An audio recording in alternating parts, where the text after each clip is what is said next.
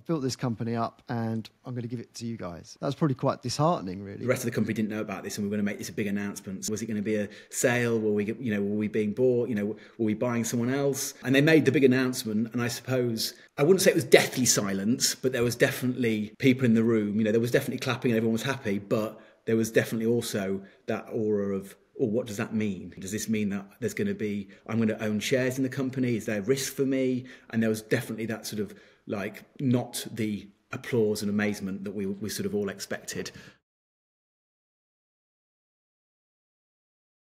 So James, thank you very much for coming on. How are you doing? All right? I'm good, Chris. You okay? Yep, really well, thanks. We were just talking about the Easter holidays, weren't we? We've got 2 weeks of battling kids to come up with, so we'll finish this on a Friday today.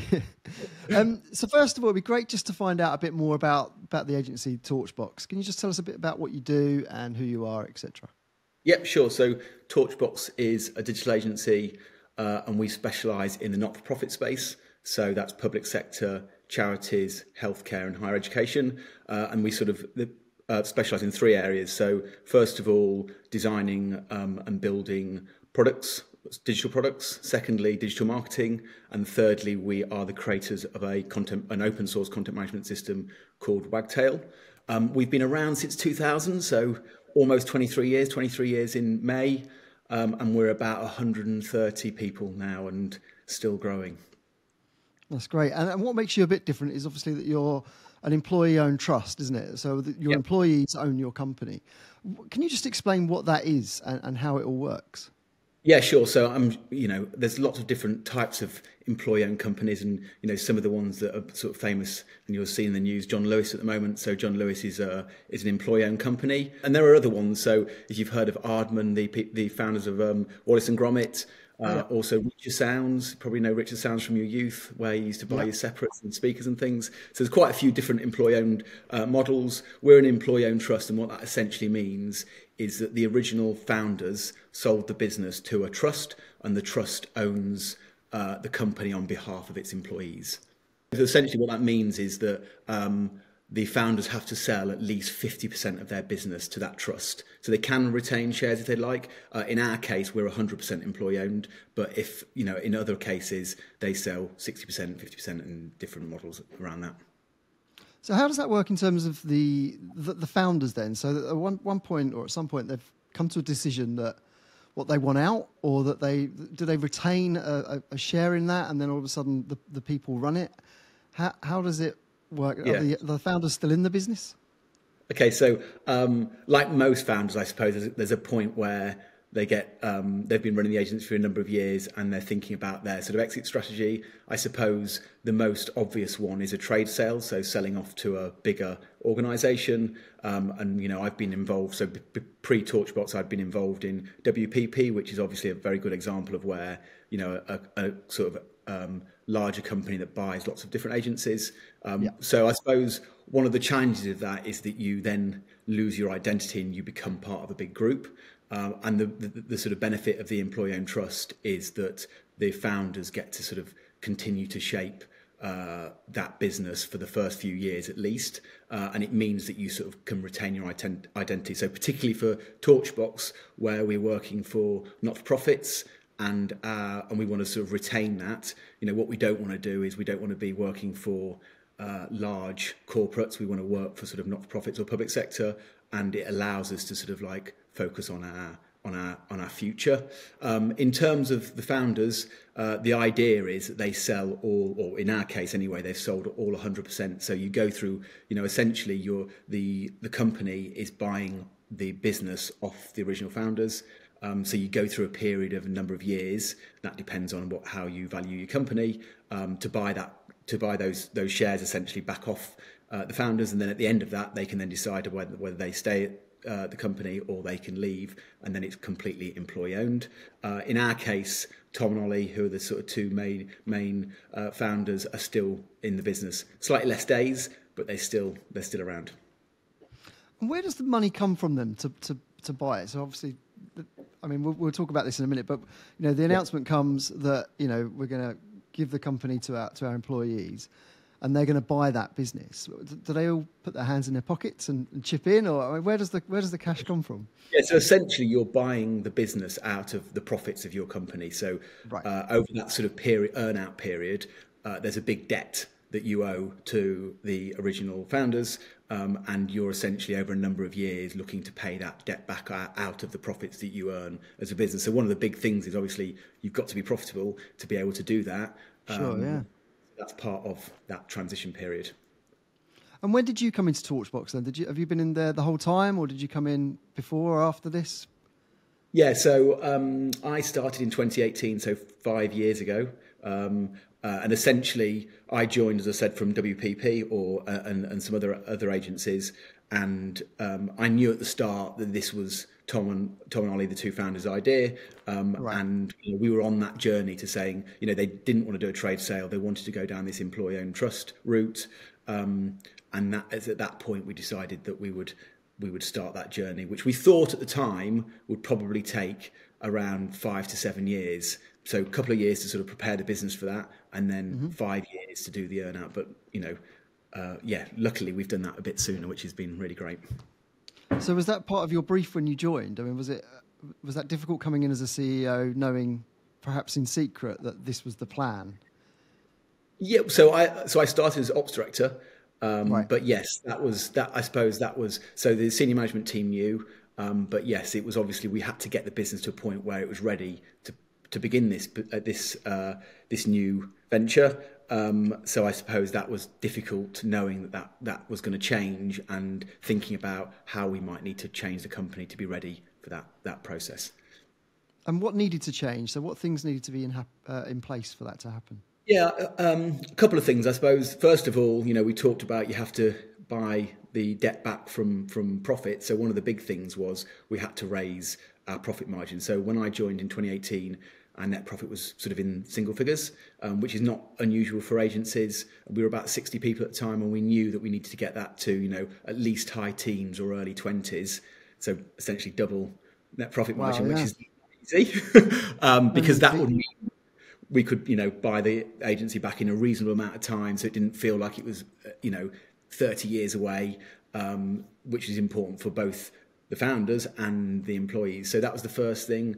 The second thing, like lots of sort of like smaller agencies, we were very focused on a couple of clients, and we needed to sort of like move into a number of different markets and more clients to sort of balance the risk.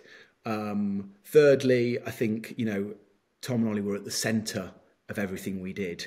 So, they're, like many founders, have very strong characters. So, Tom is a bit of a Pied Piper to our team. Everyone, he's sort of, I would say that he is like your typical sort of geek chic. So he's definitely someone that, when he walks into a room, he's quiet, but as soon as he starts talking, everyone listens to.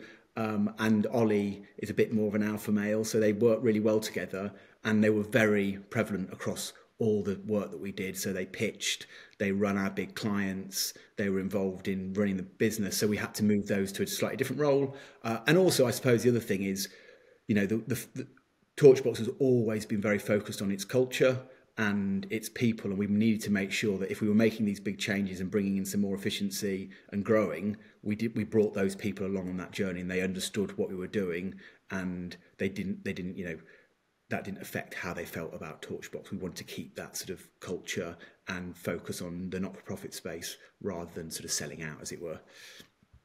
So, I mean, if we sort of go to that moment then, okay, so the plan's in place, this is what we want to do. How did you then announce that to your team, and what did that look like?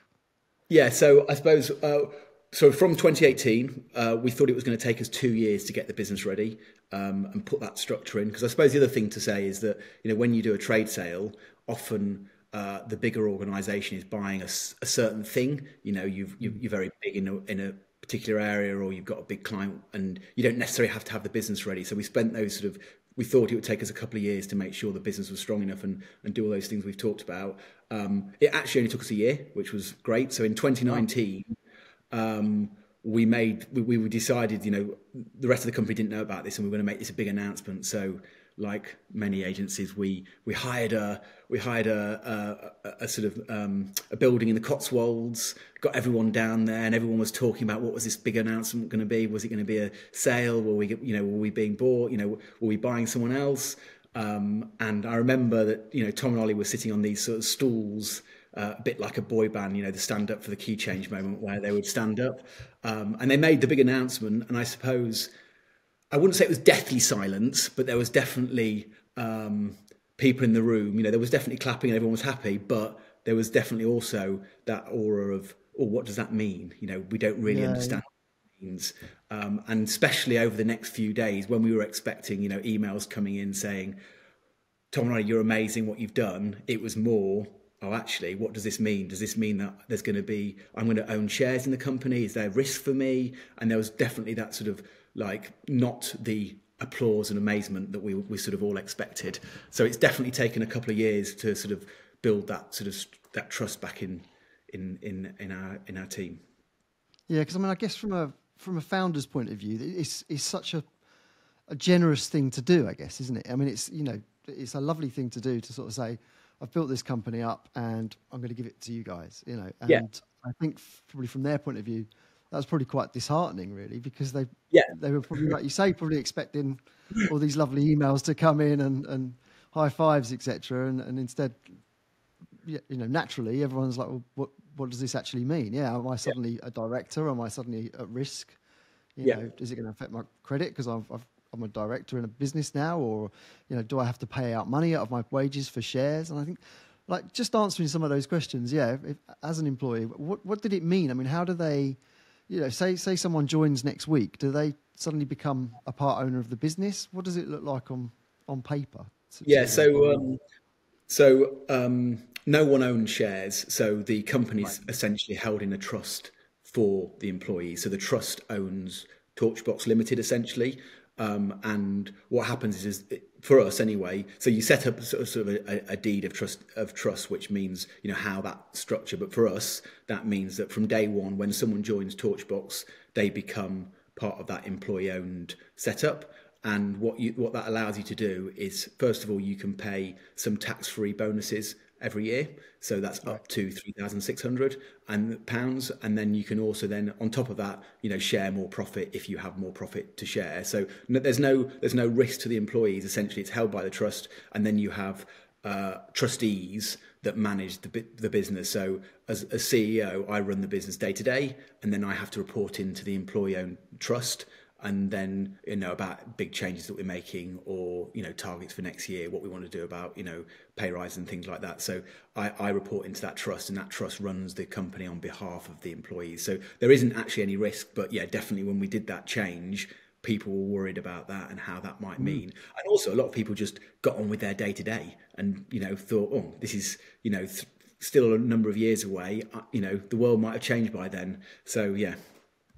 So how does it, do they get a profit each year? What does it mean for their pocket, essentially? Do they, if you make profits, do they get a percentage of those all of a sudden? Is it sort of evenly shared? Are there different sort of levels based on seniority? Or so, one of the things for me that's changed quite heavily is, obviously for the period of earn out that we were going through, our focus was on efficiency and making sure we could pay that debt back. Now that we've become financially free, which is the sort of moment where you've paid your debt back, which we reached in June of 2022, it now changes the dynamic. And essentially, as you say, we don't necessarily want to make lots of profit because we want to invest the money back in the business. But the profit we do make, we then want to share out among everyone. So the way that it works is, what we do is we then share that profit, first of all, through that tax-free lump sum. So that's £3,600. And the way that piece of the piece works is you have to share it equitably across everyone. So you have to have some rules in place around how long you've been working at Torchbox. So for us, that's day one. So that's not a problem. And then essentially you have to share that equitably through everyone else. And then on top of that, we then share additional profit share if we've had a good year. And that then again, in Torchbox's view, we then we share that equitably, so we don't have a difference in how senior you are. We just do a percentage of your base salary. In other companies, they might do it differently, but that's how we've got that set up. So essentially, we're not here to make lots of profits for shareholders anymore. What we do with the profits is we either give it back to our employees as a profit share, or we invest it back in the business. So things like we've set up an academy, we're investing heavily in innovation. So they're the sort of things. So what we want more to do sort of is purpose driven, if you like, isn't it? It becomes exactly, purpose yeah. driven. So either our people gain from it, or our clients gain from it because we become a better agency. So it's around that purpose side of things rather than lining pockets of bigger organisations. I've got so many questions. I mean, so that board of trustees, is that like a bank manager, old guy in a suit that you have to go and present your plan to once a year or something, and then he tells you how much pocket money you can have to give to everyone? Or I mean, who is that board of trustees? Yeah, so again, it depends on how you're set up, but in Torchbox's world, we have 7 people that sit on our employee trust, and that includes the 2 original founders, so Tom and Olly, right. And then 4 other employees that have been elected by the rest of the Torchbox team to sit on the trust.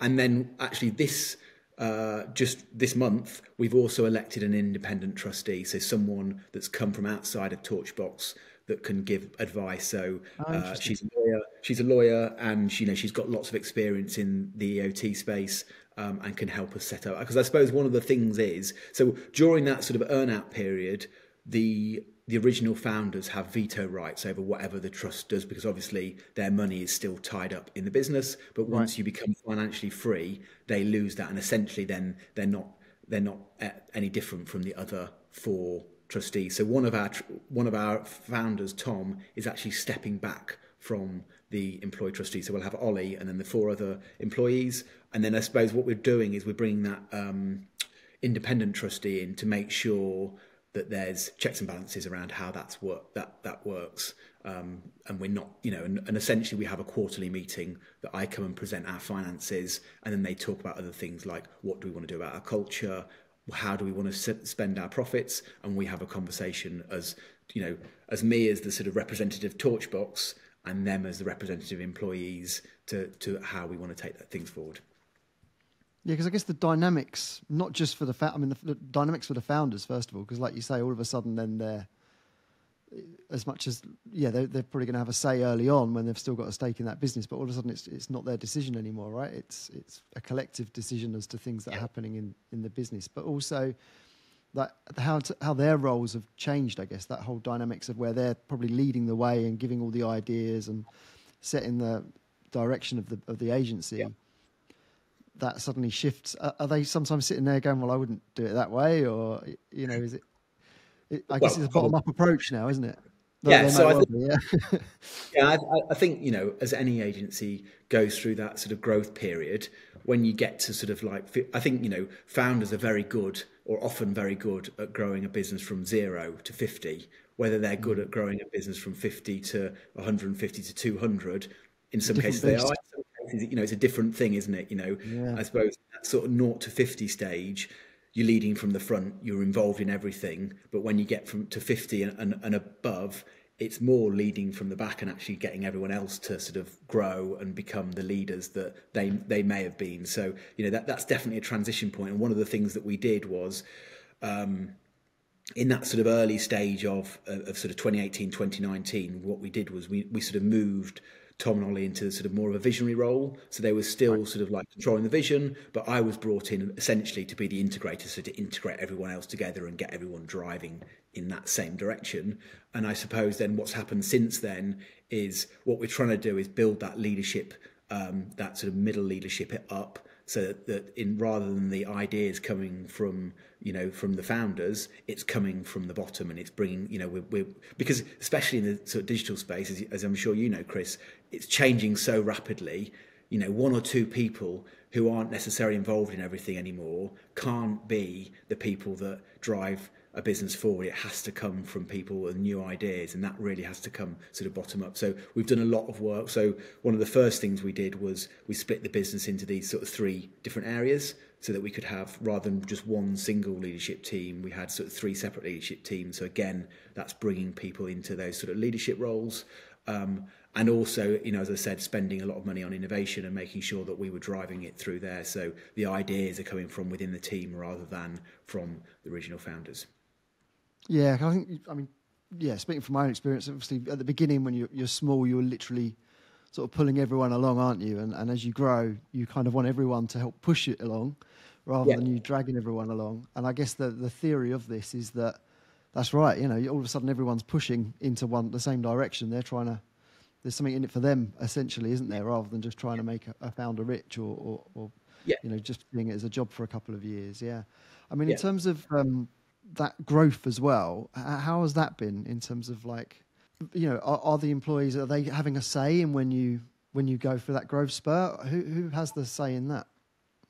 Yeah, so I suppose between 2018 and the summer of 2022, a lot of it was about we want to pay that debt back. So, as I said, we thought it would take 1 to 2 years to get the business ready, and then we were expecting it to take 5 years to pay the debt back. We actually did that in 3 years.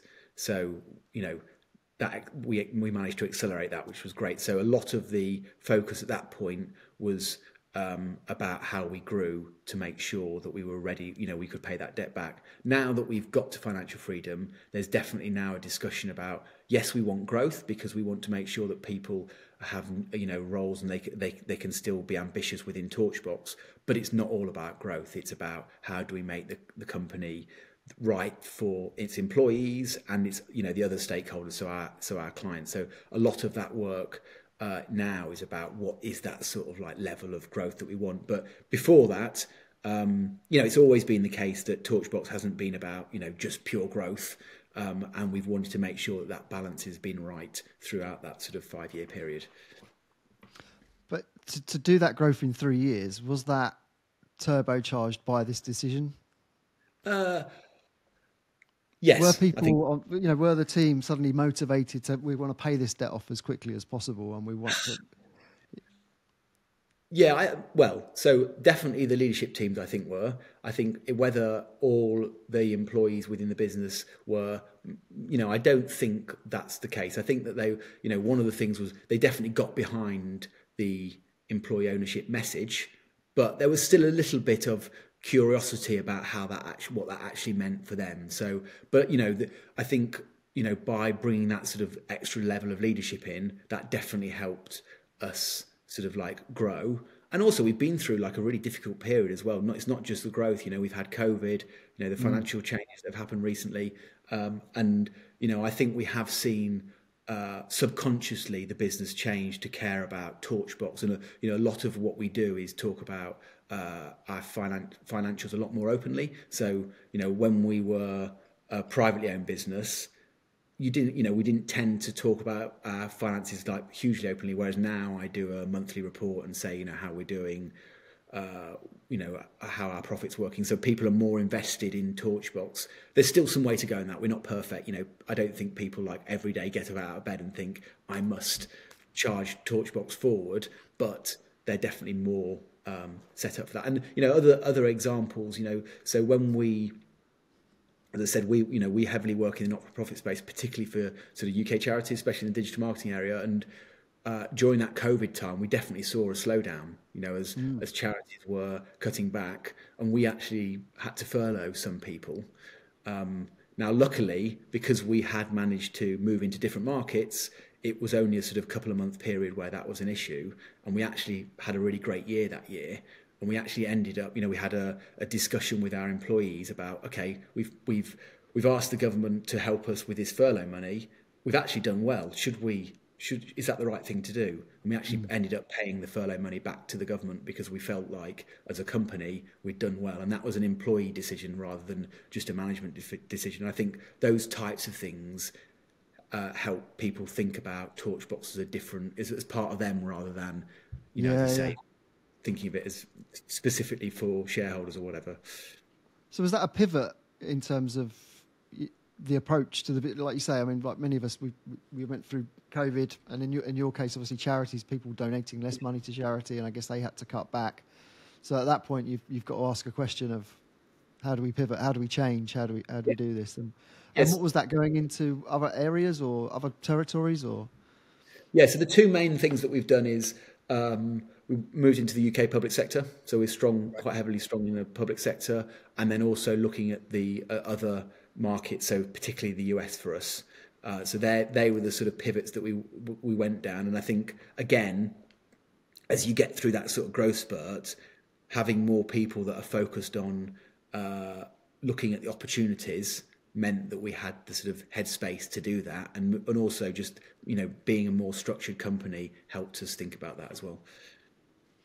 How do you find the public sector? I mean, that's something we've always stuck away from, to be honest, because it feels like it's very sort of RFP focused and giving out to the lowest. I mean, we've literally seen briefs and it's like, oh, we'll stick away from that because they just want the lowest bidder or whatever.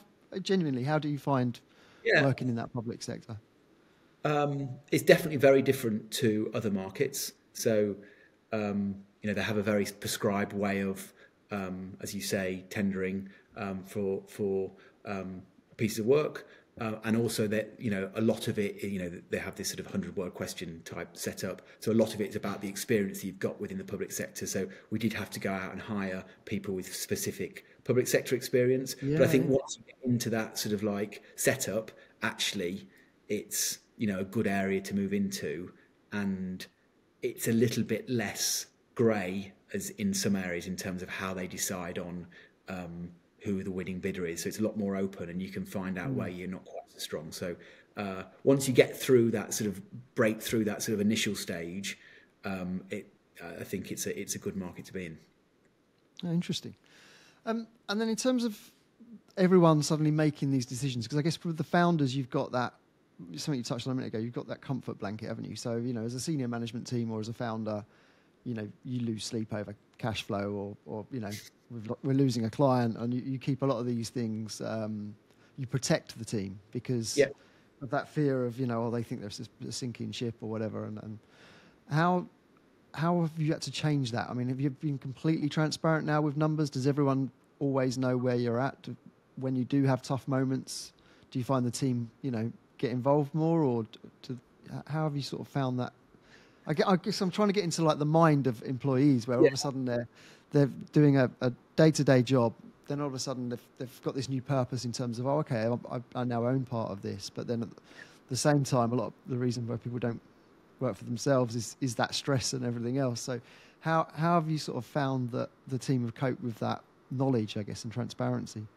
Yeah, I don't think it's definitely been a slow process. It's definitely taken some time. So as you say, you know, when back in 2018, 2019, when we moved the founders into those sort of like visionary roles and tried to bring people through to have more ownership, it, you know, actually what I thought the hard bit would be to get Tom and Olly to sort of step back from making the day-to-day decisions. And although that was a little bit tricky, it wasn't the hardest part. It was actually getting everyone else to sort of step up in a way, because they were used to being told essentially what to do.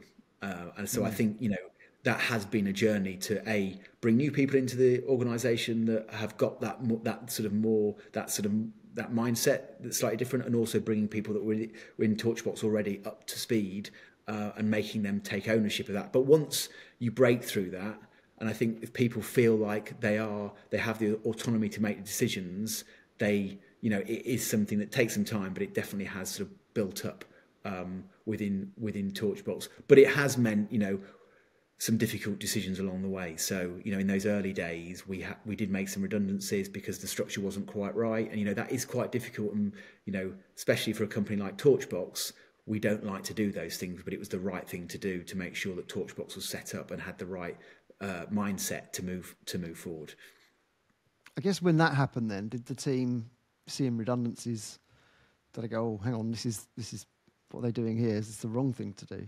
Yeah, did they understand that it was a part of the process, if you like, to get the company set up in the right structure? Yeah, I'd like to think they understood that it was the right setup, but probably they didn't. You know, is the honest truth. They probably were. You know, especially so when I came in, as particularly, my background definitely isn't the not-for-profit space, so I think people were definitely wary. You know, I've worked for, you know, big banks and those types of things, and people were like, "Oh, who's this character coming in to change our culture?" And you know, so one of the things that we've done over the years is we do the best companies, which is sort of like an annual survey about how you're seen as a company. So we've been doing that since I think back in 2016. And you know, it was interesting to see those results change over time. So back in 2016, I think we were ranked 73rd. And the way that Best Companies works, it breaks it down into how well you do against sort of leadership, giving something back to the community, and a few different areas, you know, training and those sorts of side of things. And although we've always consistently grown, between that sort of 2018 and 2020 period when we're going through this, there was a couple of areas where we actually dropped back, particularly leadership. So, you know, I was sitting there, just joined Torchbox. I've been here a couple of years. We'd made this massive change to Torchbox to, you know, give the company back to its employees. We're thinking that it was a fantastic move, but actually people were like, "Oh, is this?" You know, I'm not thinking that the leadership is quite as good as it was as before. Now, you know, it didn't move back hugely, but enough for us to, you know, for me particularly, I was devastated that this Yeah, you're the big bad wolf that's come in. Exactly. So definitely in those early years, I think people were like, "This change, is this change right? You know, we're making these decisions. How is that affecting me?" But, you know, as we've sort of moved through that, I think people are now more understanding of the way that the sort of journey that we're on. And actually, you know, I think we're in 2022 when we did the last Best Company survey, we were 22nd in the top 100. So we've moved massively up there and sixth in our sector. And that leadership thing was higher than it's ever been. So I was quite pleased. Pat on the back to you. So, you know, it's definitely taken time, and people have definitely been skeptical along that journey. But I think people are starting to understand. Although saying that, it's still not perfect, you know. You know, one of the things that you hear from people that work in John Lewis is, you know, they have like posters in the toilets where it says, you know, turn the lights off because it's your electricity bill and those types of things. Right. And we're not, you know, people, we're not there yet. And I think it's going to take still some time, but we are definitely moving in the right direction. So just digging into some of that culture stuff. Yeah. I mean, you spoke about leadership. So do you get sort of, do you get transparent feedback in terms of specifics on that, or is it just an overall score? So when you're, like you say, you've come into this business with a hard task, really, because you are changing the whole dynamics of it. And I guess, again, looking from the mindset of an employee, yeah, all of a sudden, if you're making redundancies, then are you, like I said, the big bad wolf that's come in and has been hired by the founders to change it all? How did you find that? How did you did you get to see that feedback in terms of?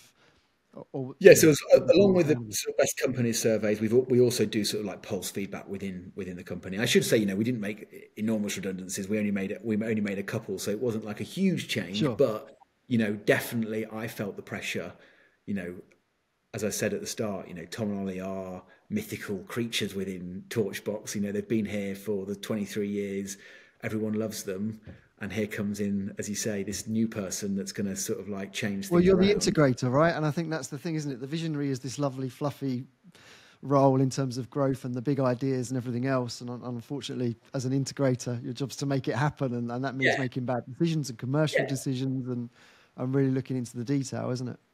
Yeah. So, and I think that's definitely at the start, you know, I felt the pressure. Especially when we made the announcement and then, you know, I became MD, you know, I felt the pressure that, like, you know, these two people that had been at the sort of like the center of the universe for so many years were stepping into slightly different roles. And then I was, you know, charged with, you know, leading things forward. Would I be as good as them? Would people, you know, get to that message? How would that work? You know, so that is definitely, and I think anyone in that position, you know, I've you know, this sort of EOT setup is becoming more popular within the agency world, and I've spoken to other people that are going through similar things, and I think everyone feels that that's quite a difficult moment. Potentially, it was made slightly easier that I come from outside of Torchbox, so although I was seen as, you know, maybe the big bad wolf to start with, you know, it's not like I had to break down and move from, you know, having peers and changing that dynamic. So that might have helped a little bit, but it definitely is a difficult period. And especially in those early years, it's quite a hard change to make. Did you see the benefits in terms of like entrepreneurial mindset? Because again, as a founder, you build a team out and you're desperate for more people to think like an entrepreneur, if you like, and you know, how can we make more money? How can we get more sales? How can we advance our product and make it more appealing and all of this? Have you seen much of a change there? What are some of the biggest changes you've seen in terms of mindset?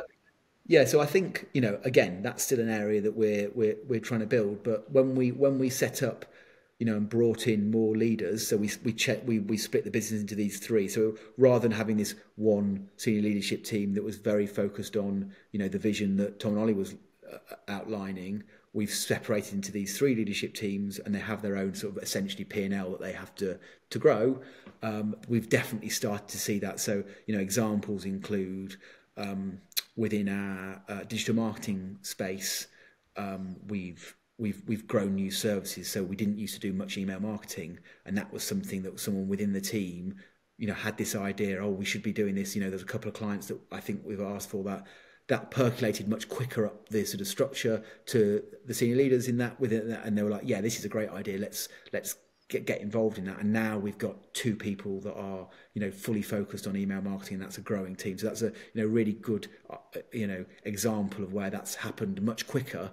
And, you know, we've got that across all the different 3, you know, what we call propositions, where those ideas are coming up. Not perfect yet, you know, definitely it's a growing thing, but we're definitely seeing those ideas come through.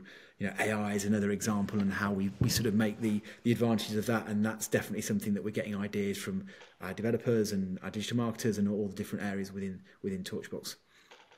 Yeah, and I guess, so with that email marketing, you know, they really take ownership of that then, have they? They really take, because again, we should do email marketing, and again, you could put 2 people in it to run it, but the onus is still on the senior leadership team to make it work, right, and come up with the ideas. That they've taken real responsibility for that and start looking at it as a business, I guess. Yeah, exactly. So it's like, you know, how do we make this grow? You know, one of the things that we're really focused on at Torchbox is about the system. It's about the whole of Torchbox, so everyone benefits if the whole of Torchbox benefits. So how do we make this grow, and how do we work across the other different areas of Torchbox and the clients that they've got, and how do we grow this thing and work with the other clients? So it's definitely something that they've taken ownership of and built. So, you know, and those types of things, it's really great to see.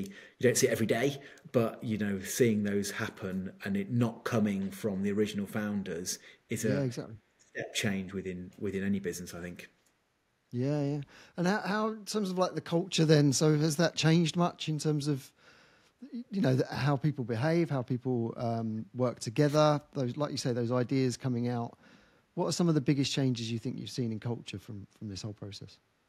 I think one of the biggest changes is we haven't seen that much change. So I think, you know, when you go from a 40 or 50 person business to now we're 140, one of the big worries is that you lose that sort of family spirit as the company grows. And we've definitely seen that growth, but, you know, we've recently had a 4-day trip where we were all together.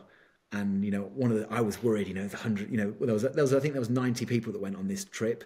And I was a little bit worried, oh God, 90 people, that sounds like a massive number. Are people going to get on? And it was amazing to see that actually all the teams still integrated and still felt part of Torchbox. They still had that make the world better type of mentality.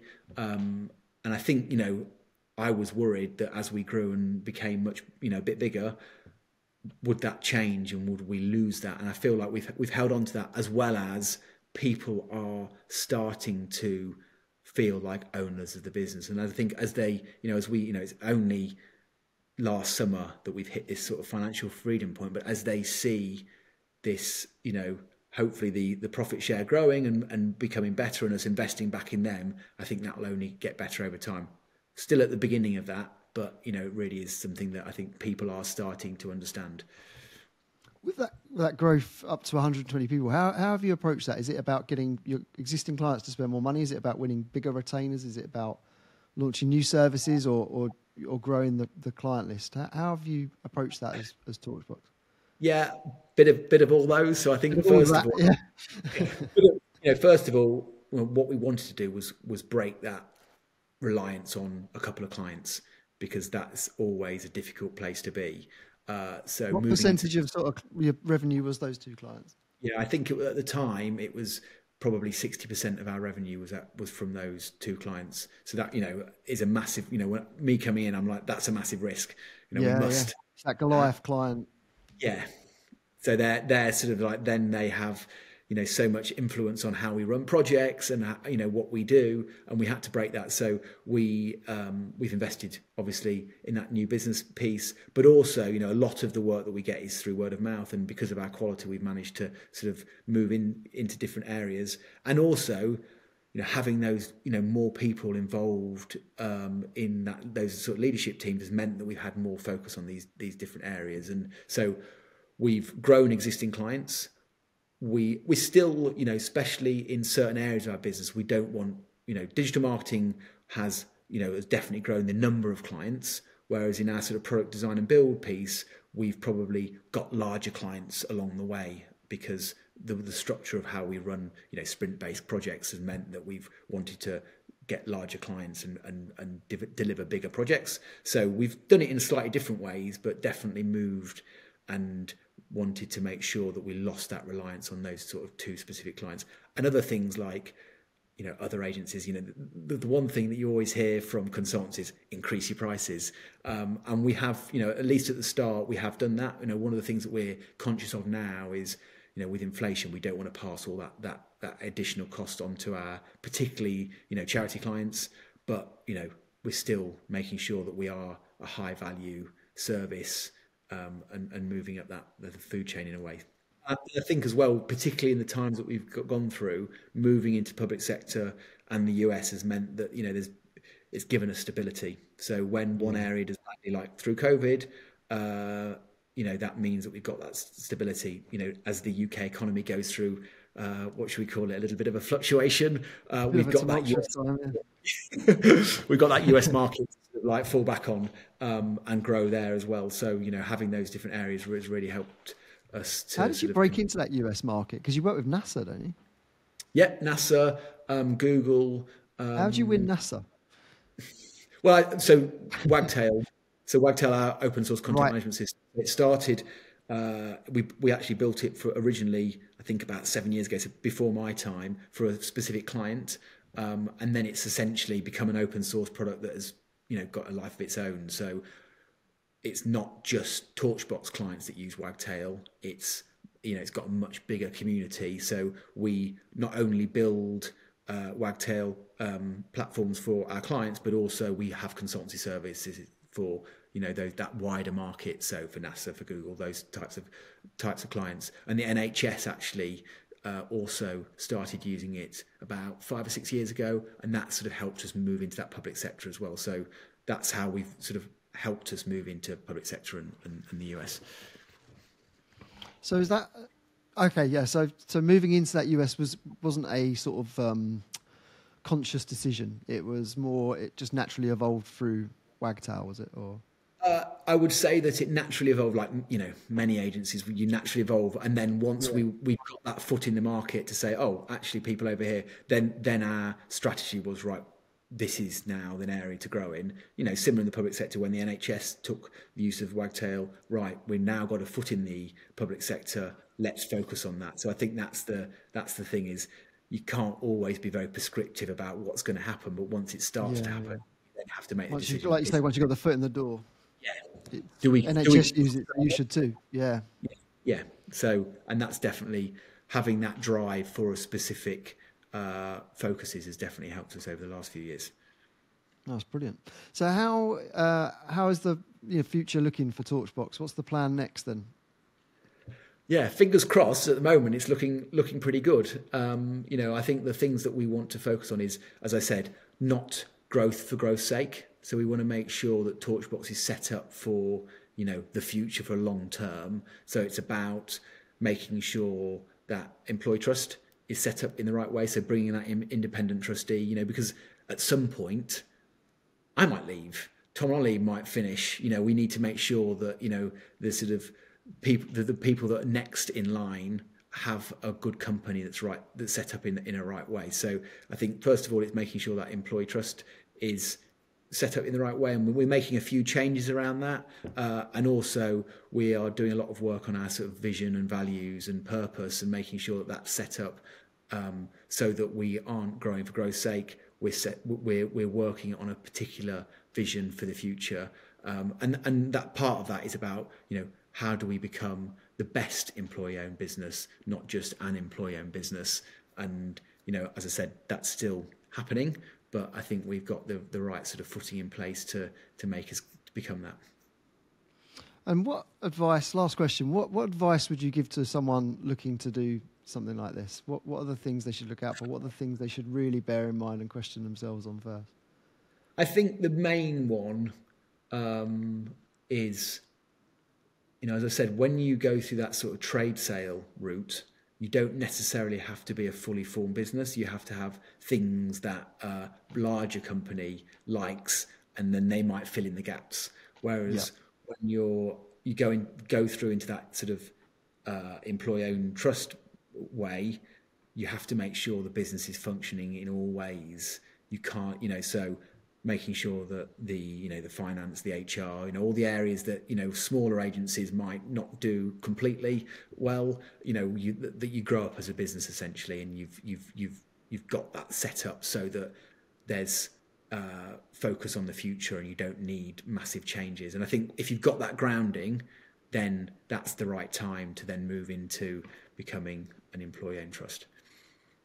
And how do they, say a founder today wants to look into this, do they go to an advisor to understand more about it? Or, how did your founders yes. first of all understand this idea, but then how do you execute it? It sounds complicated. So there's lots of different legal services, so that's a good start. So we used a legal company called Baxendale, so they're quite well known in the employee-owned trust space, and they help you navigate that sort of earlier areas. So things like, how do you do the valuation? So essentially the valuation needs to go through the HMRC, so they have to be happy with the valuation, as well as obviously it has to be signed off by your trustees that they're happy to take that sort of thing. So, and then, that legal company will help you navigate through, do you want to sell all your shares? Do you want to sell some of them?